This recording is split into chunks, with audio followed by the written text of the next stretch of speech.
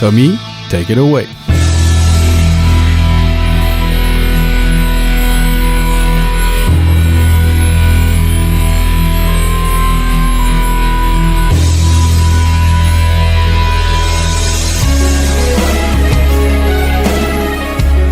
Tooth Fairy 2010. Lors de Billy Crystal sort de la retraite, par oubli, sûrement, pour prêter autre chose que sa voix à son plus glorieux personnage depuis le magicien qui fait revivre le héros dans Princess Bride.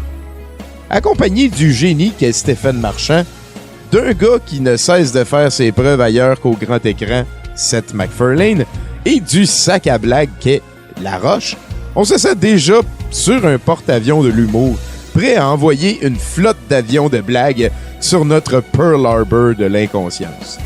C'est que Thompson, La Roche, est un Chris Nyland, ou en fait n'importe quel autre bouncer, enforcer de ton choix dans le sport de ton choix, d'une ligue de hockey qui paie assez pour avoir une maison et un char, et qui fait tous ses matchs l'après-midi. Bien entendu, tout va bien. Jusqu'à ce qu'ils disent à la fillette fromagée du cerveau, la fée des dents n'existe pas. Il va ensuite être impliqué dans une opération analogue aux Men in Black, une société bureaucratique de fées qui use de trucs comme d'une sirène à chat ou de menthe à jappement pour aller chercher des dents, les dents des enfants en dessous des oreillers, et l'échanger pour de l'argent américain. La mission de La Roche est claire. Il doit nous faire vivre un film qu'on a déjà vu plusieurs fois sous le thème du poisson hors de l'eau, avant de comprendre que ce qui compte réellement dans la vie, c'est de laisser le Tooth Fairy 2 à Larry the Cable Guy.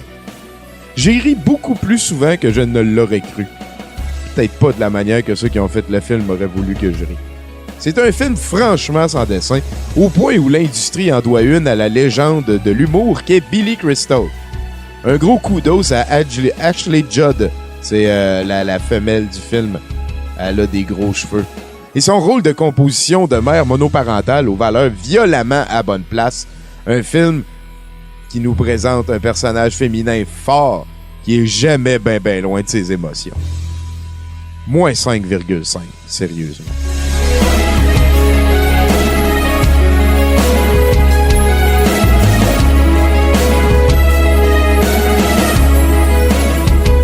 Back in Action, Coup de force, 1994. Jack Nicholson joue souvent des personnages qui se prénomment Jack dans ses films. Et ce soir, Billy Blanks tient le rôle de Billy. C'est pas super important comme information, mais c'est un peu turn-off pour ma part. On connaît bien Roddy Piper, lutteur canadien devenu ami de John Carpenter, avec qui il a débuté son talent pour le 7e art. Et on connaît encore mieux Billy Blanks, duquel on a adoré les débuts dans Low Blow, un film de Léo Fong qui tient le rôle de Joe Wong, et qui est présentement connu comme ex-mascotte de Subway et créateur d'un populaire rebranding de l'aérobie appelé Taibo. Donc, sans plus m'étendre sur les gros bras mis en vedette dans ce film, lançons-nous allègrement dans le long-métrage lui-même. Tout d'abord, en 1994, les clichés n'étaient pas encore utilisés à la même hauteur que de nos jours. Alors peut-être que nos lointains ancêtres d'alors n'avaient pas vu tous les clichés que nous reconnaissons dans ce film ailleurs. Ce qui peut expliquer pourquoi ils en ont mis autant dans le même film. En tout cas, j'y vais sobre et chronologique. Le film débute sur un échange illégal de drogue par des trafiquants très méchants. 2 hicks qui vont nous provoquer 90 minutes de film. 1. Les policiers et leur chef, Roddy Piper, sont sur le coup et vont intervenir pour stopper la transaction et les méchants. 2.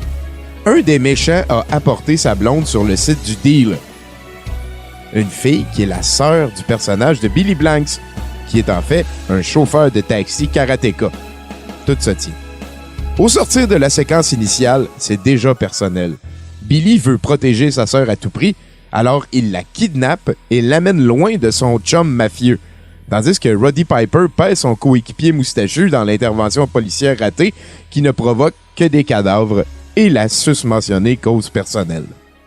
Comme les méchants sont rusés, ils associent la disparition de la sœur de Billy Blanks à la présence de la police, provoquant une chasse à la femme. Billy tente de prendre les devants et va menacer de mort les méchants, tandis que Roddy Piper tente de venger son coéquipier. On suit le manuel des stéréotypes dans l'ordre. Forcés de travailler ensemble parce que les méchants ont des relations méchantes partout et qu'ils vont commettre l'erreur de kidnapper la sœur et la blonde des deux héros, les deux, Billy Blanks et Roddy Piper, vont former une alliance prévisible pour, ensemble, aller botter tout ce qui n'a pas encore été botté dans le film. Bien que le look téléfilm de l'ensemble soit un peu lourd à supporter et que le rythme soit un peu lent, on est devant un long métrage tellement loadé de stéréotypes que c'en est presque un douteux pour les nuls. Pour ma part, c'est le boss des méchants que je préfère. Raffiné comme le veut la méchanceté cinématographique. Il écoute du classique, il aime l'acupuncture et il joue à des jeux d'adresse de riches tout en communiquant par la menace à tous ses employés et sous-fifres. Question que tout le monde soit motivé. Il va y avoir plusieurs mentions de « c'est une affaire personnelle » et quelques délicieuses passes de bureau en accéléré. Et, en tout et pour tout, on est autour de moins 5,5 selon moi. Mais un moins 5,5 plein d'informations utiles à votre avenir de douteux log.